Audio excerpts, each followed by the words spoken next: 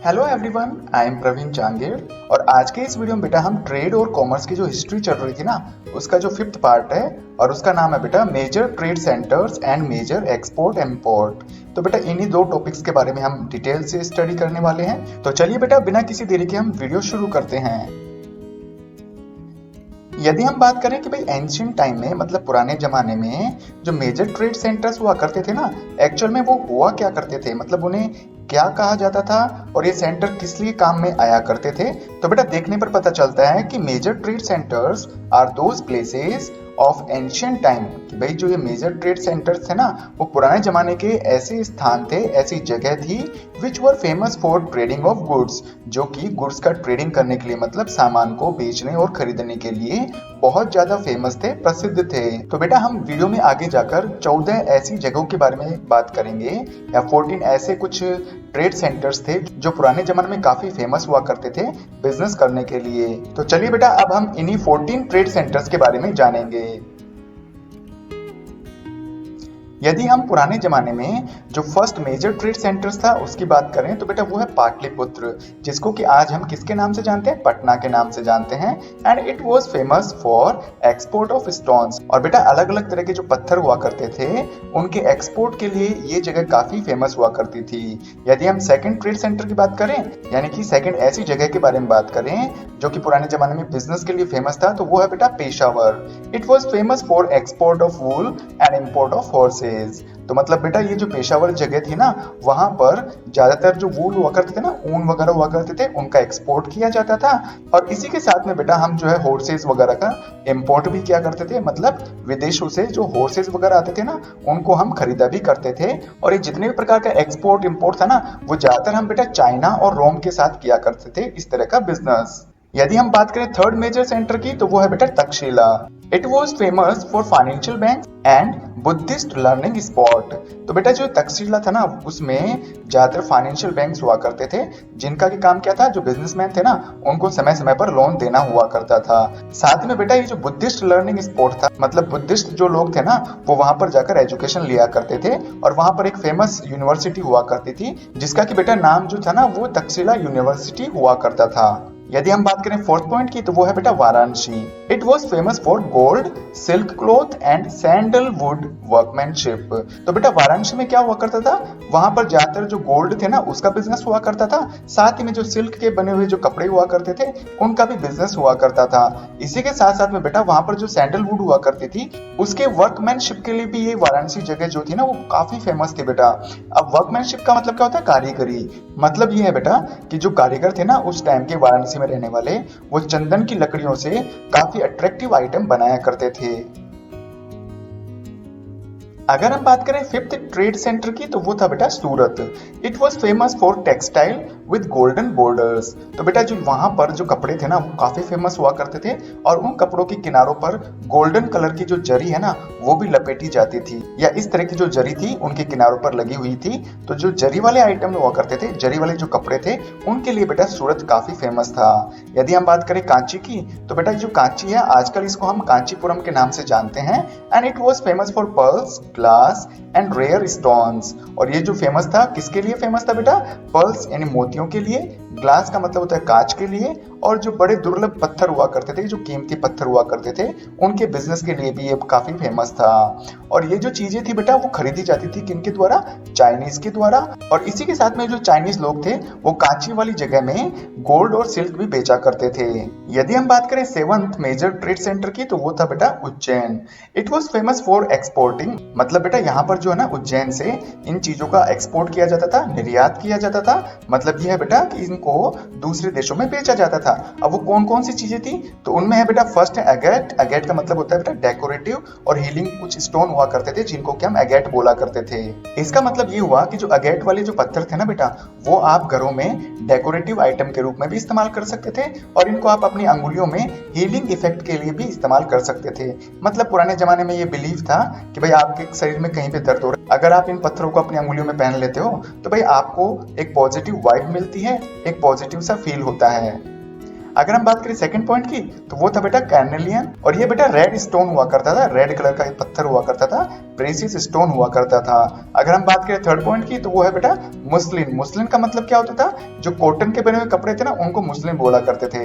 इसी तरह से मैलो, मैलो का मतलब होता था पिंक कलर के फ्लावर वाले जो क्लॉथ हुआ करते थे। मतलब बेटा जो एक कपड़ा था वो सिंपल हुआ करता था, लेकिन उस पर फ्लोर टाइप में कुछ डिजाइन वगैरह लिख दी जाती थी, तो इस तरह से वो काफी अट्रैक्टिव दिखा करते थे। तो कुल मिलाकर ये है बेटा कि उज्जैन में एगेट, कार्नेलियन, मुस्लिन और मैलो, इन 4 आइटमों का ज्यादातर एक्सपोर्ट किया जाता था दूसरे देशों में।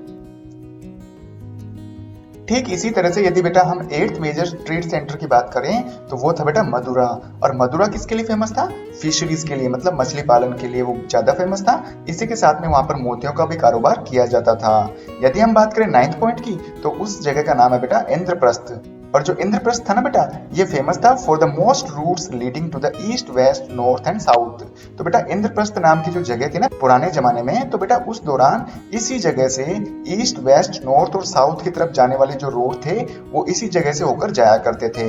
अगर हम बात करें 10th पॉइंट की तो वो है बेटा Mathura, and it was famous for trade hub touched with many routes from south India.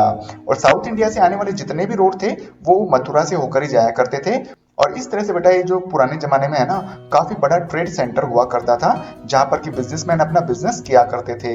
अगर हम बात करें मिथिला की तो बेटा जो मिथिला में है ना, the traders of Mithila traded at ports on Java, Sumatra with Chinese. तो जो मिथिला के ट्रेडर्स थे ना वो बेटा जावा और सुमात्रा नाम के जो द्वीप थे ना वहां पर जाकर जो चाइनीज लोग थे, चाइनीज जो बिजनेसमैन थे, उनके साथ व्यापार या बिजनेस किया करते थे।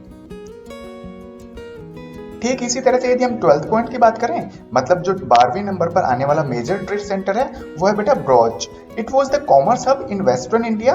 तो जो इंडिया का पश्चिमी भाग था ना वहां पर एक तरह से कॉमर्स हब था, मतलब चीजों को खरीदा और बेचा जाता था बड़ी मात्रा में। सिचुएटेड नियर नर्मदा, जो नर्मदा नदी है वहां पर ये ब्रॉच नाम का जो शहर था वो सिचुएटेड था। सिचुएटेड का मतलब होता है स्थित था, मतलब वो जगह नर्मदा नदी के पास में थी। हैविंग ऑल इंपॉर्टेंट मार्ट्स, और वहां पर जो भी सभी महत्वपूर्ण बाजार थे, मार्ट का मतलब होता है बाजार, वो भी वहां हुआ करते थे। अगर हम बात करें 13th ट्रेड सेंटर की तो वो है बेटा कावेरी पट्ट, जिसको कि आज हम कावेरी पट्टनम के नाम से जानते हैं। और ये जगह जो थी पुराने जमाने में परफ्यूम, कॉस्मेटिक आइटम्स, सेंट वगैरह, सिल्क के कपड़े, ऊन, कॉटन, मोती और सोना, इसी के साथ में बेटा जो प्रीसियस स्टोन हुआ करते थे, कीमती जो पत्थर हुआ करते थे, और इसी के साथ में वहां पर बेटा जो शिप हुआ करती थी उनको बनाया भी जाता था। तो इन 10 पॉइंट्स के लिए वो काफी फेमस हुआ करता था। कौन बेटा, Kaveripattinam. Foreign traders have their headquarters in the city. और जो कावेरीपट्टनम का जो पुराने जमाने में शहर था ना, जिसका कि आज नाम हमने क्या कर दिया, कावेरीपट्टनम, तो इस शहर में बेटा जो फॉरेन ट्रेडर्स आते थे ना, विदेशी जो व्यापारी होते थे, उनके हेडक्वार्टर्स हुआ करते थे। और यहाँ के जो बिजनेसमैन हुआ करते थे, ट्रेडर्स हुआ करते थे, वो मलेशिया, इंडोनेशिया और चाइना के साथ में मिलकर व्यापार किया करते थे। अगर हम बात करें 14 पॉइंट की, यानी कि 14 जो मेजर ट्रेड सेंटर था वो है बेटा ताम्रलिप्ति।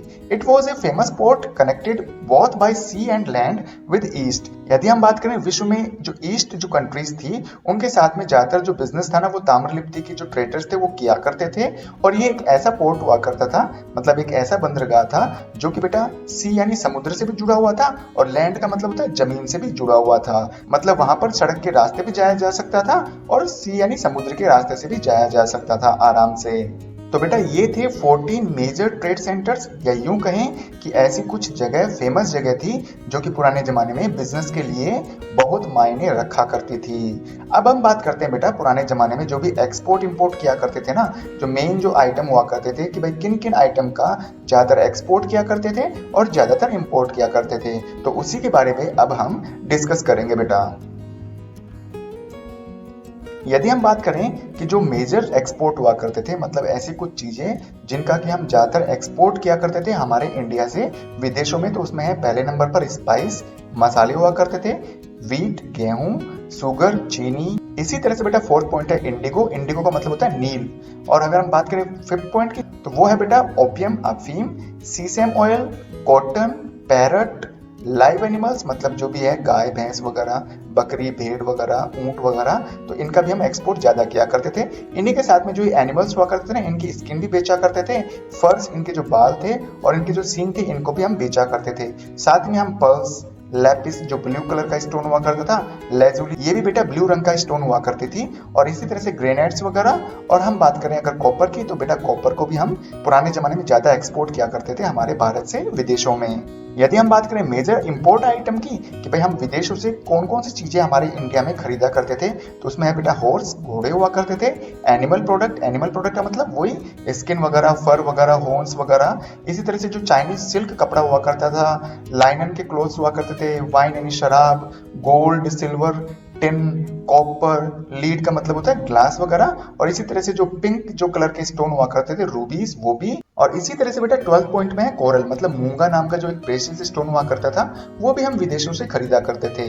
इसी के साथ में बेटा ग्लास वगैरह और अंबर। अंबर का मतलब होता है येलोइश कलर का एक स्टोन हुआ करता था, जो बहुत ही कीमती हुआ करता था, और इसका प्रयोग जो हम है ना घरों के डेकोरेशन में किया करते थे। तो बेटा उम्मीद करता हूँ कि आपको मेजर ट्रेड सेंटर्स के बारे में और साथ ही साथ में हमारे इंडिया से एक्सपोर्ट और हमारे इंडिया में जो इंपोर्ट किए जाते थे उन आइटम्स के बारे में आपको अच्छी तरह से नॉलेज मिल गया होगा। यदि फिर भी कोई कंफ्यूजन है तो बेटा आप मुझे कमेंट करिएगा, मैं आपके कंफ्यूजन को क्लियर करने की जल्द से जल्द कोशिश करूंगा। यदि वीडियो अच्छा लगा है तो बेटा इसे लाइक करिएगा, अपने फ्रेंड्स में इसको जरूर शेयर करिएगा। यदि आप चाहते हैं इसी तरह के वीडियोस आपकी स्क्रीन पर रेगुलर आते रहें तो बेटा इसके लिए आप मेरा चैनल सब्सक्राइब कर सकते हैं। थैंक यू सो मच बेटा।